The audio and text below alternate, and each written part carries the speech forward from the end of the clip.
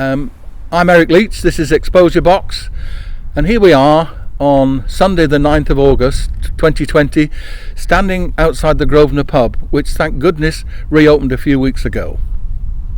On the 24th of August there will be a roadblock put in here which would stop anybody travelling south along Grosvenor Road going down Seaward Road, or anyone travelling east or west along Oaklands Road. This is part of what's called a low traffic neighbourhood, and it's one of 10 that the council is installing in the next 8 weeks. The idea that the roads are blocked using columns sunk into the road and planters, and it's supposedly to stop rat running and to reduce the amount of vehicle traffic, maybe even the amount of vehicle ownership in the neighbourhood. It's quite a large area. To the north we have West Ealing Broadway, to the east we have Northfields Avenue, to the west we have Boston Road, and to the south in Hounslow we have Swincolm Avenue and Windmill Road. So the idea that a lot of traffic will be taken off these neighbourhood roads, but it will go along these main distributor roads, and it will increase the traffic, the congestion and the pollution on these roads. Now this is strange for this area to have been chosen, because it's officially an area of low to medium through traffic. So in other words, what a lot of people living here are saying, there isn't a problem to be solved here. All we're doing is creating a problem. Now there are 11 roadblocks directly affecting 15 roads. The people who live here will be given 7 days notice of these roadblocks, so people who live here and drive through this area can expect a letter through the door on the 17th of August. Now to compound the problem, also later this month, the bus lane going east to west on West Ealing Broadway will become 24 hours. So that again will reduce the amount of space for traffic, again increase congestion, pollution, and make life a little bit more difficult. To the east of this area there's another LTN, the Loveday LTN, and to the north there's another one north of the West Ealing Broadway. So that again will disgorge traffic, additional traffic onto West Ealing Broadway. Now we've moved south into Coldershaw Road, and it's Coldershaw Road that runs from the north, then it becomes Midhurst Road, and it goes all the way through this low traffic neighbourhood. We're now going to talk to one of the residents of Coldershaw Road, John, and he's going to tell us how he thinks these changes will impact him, his wife and his friends. So John. Thank you, Eric. Yes, I'm John. My wife is Janet, and we've lived in our house in Coldershaw Road for 23 years now, very happily. We use public transport or walk whenever we can. However, there are occasions when we have to use our cars.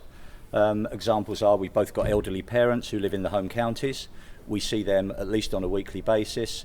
We do a weekly supermarket shop. We both play golf, so we use our cars to travel to golf. The changes that are coming in the next couple of weeks are going to impact us considerably in our journeys by car. At present, all of our journeys, bar a few, are to the south of our area here, our neighbourhood.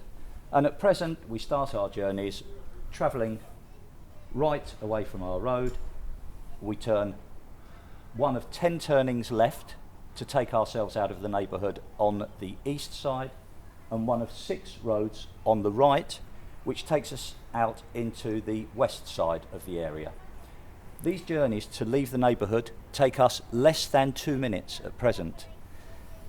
When they put the barrier at the south end of our road in a couple of weeks, we will have no option but to travel in the opposite direction, a northerly direction, to leave our neighbourhood.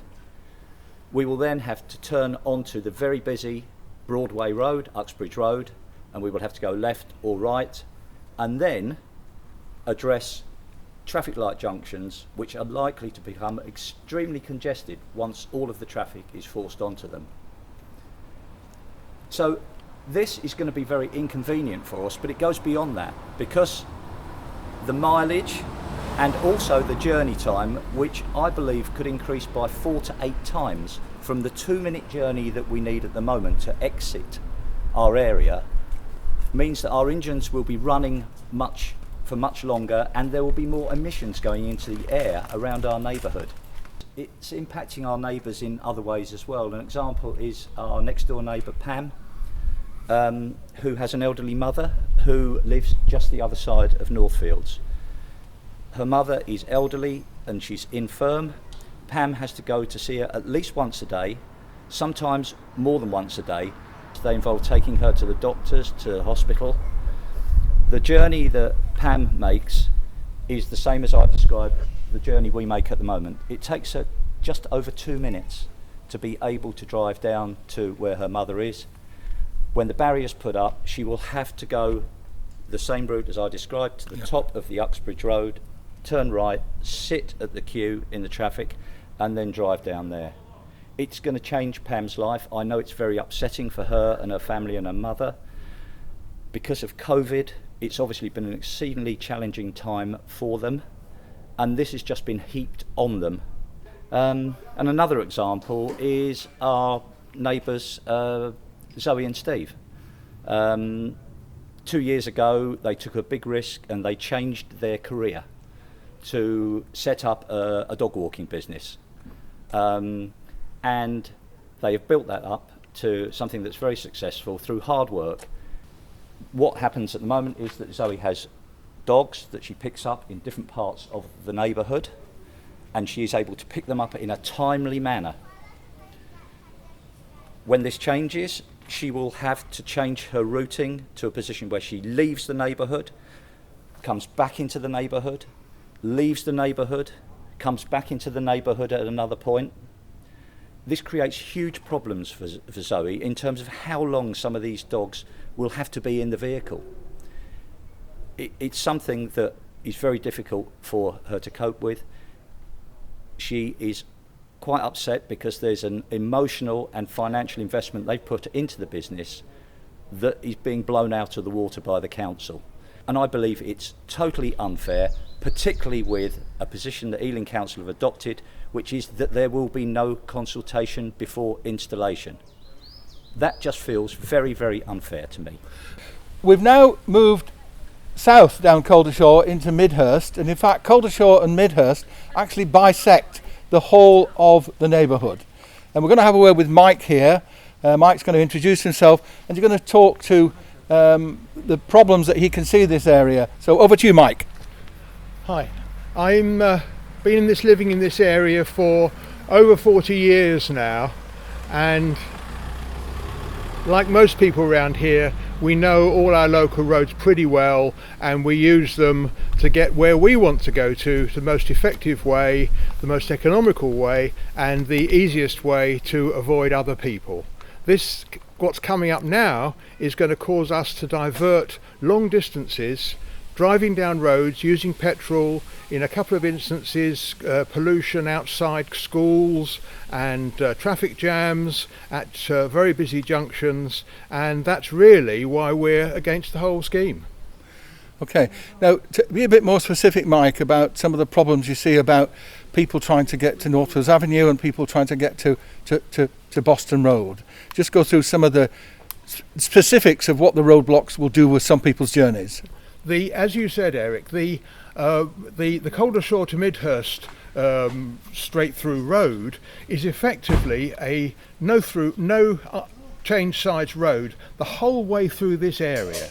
And having looked at the maps and studied them and everything else, if you live to the west of Midhurst or Coldershaw, you cannot get to Boston Road, you cannot get to Elthorne Park to enjoy the weather and the canals and everything without going via Swinkham or without going via Uxbridge Road.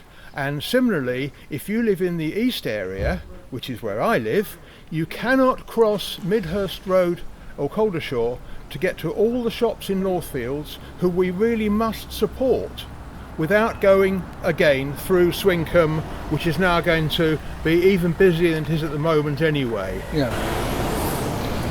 Thanks, Mike. Now, could you say a few words about the environmental impact and the pollution impact that you see of all these roadblocks? Well, the biggest problem, as I just touched on earlier, is the diversions that we will need to be taking.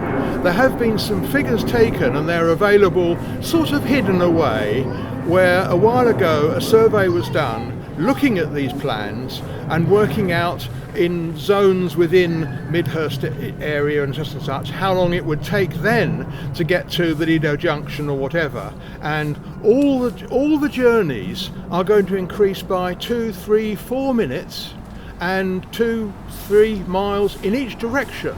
So you think of the extra miles with those who have to use cars, disabled and all those sort of things, that those are going to shoot up. And because all those roads, again, are roads that are very busy, forget the rush hour, they're busy all the time anyway, they're going to have more pollution all the time. Okay, now one final comment. What do you think has motivated the council to do this? They've been given money by the government as part of COVID, but it's nothing to do with COVID whatsoever. Because we know that car usage has gone down during the lockdown. We know that more people are going back onto bikes. But the interesting thing is going to be, and talking to a taxi driver I know who knows all about roads and things, what's going to happen at the moment? All these cyclists are around, we see them hardly dressed, warm, sweating, everything else. A couple of months' time, we're going to see rain, we're going to see snow, we're going to see ice, and we're going to see cold. Are they going to be cycling then, or are they going to back in their cars? So this is a short-term solution, is hardly the right word. And the feeling we get from talking to various people within councils is, although there's a petition done, which you know about, which is shooting up, they ain't really taking much notice of it. And all the London boroughs you read about on Facebook and so are doing the same thing, and they're getting the same response from people, in that it's all very well at the moment, but later on it's going to get more, and they're all driving huge distances, and that's the pollution problem. LTNs are subject to what are called experimental traffic orders, and the installation will last initially 6 months, and then there'll be a review, possibly public consultation. And the council said that if it receives feedback to change them, it'll change them. Otherwise, it will possibly remove them. Although people are very cynical and think that once they're in, they'll stay there. Okay. Now, on the website of Exposure Box, we'll have details on how you can write to the leader of the council and the cabinet member responsible for highways and environment. They are Julian Bell and Councillor Mick Sabiers. We'll also give you the website address where you can look at the plans and also how you can sign the petition.